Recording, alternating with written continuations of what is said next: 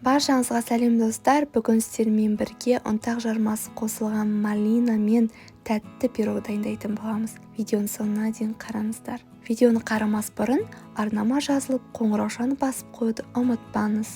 Ал енді жұмысымызды бастаймыз. Ыдысымызға 1 стакан кефир, жарты стакан ұнтақ жармасын салып, араластырып алатын боламыз.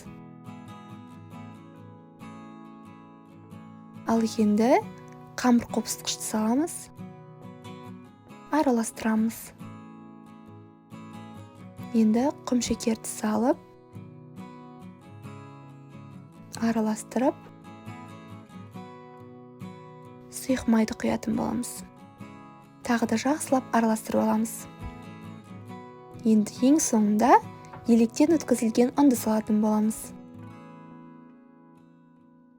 Жақсылап араластырамыз, осындай қою қамыр пайда болады. Міне достар, біздің қамырымыз дайын. Енді үстіне осындай малиналы варенье пайдаланатын боламын. Енді қамырымызды формаға салып, тегістеп аламыз. Менде форманың диаметрі 24 см. Қалаған формаңызды пісірсеңіз болады. Осылай вареньеларды үстіне құйып аламыз. Әр түрлі жем пайдалансаңыз да болады. Енді қызып тұрған 180 градустағы пешке 25-30 минутқа жіберетін боламыз.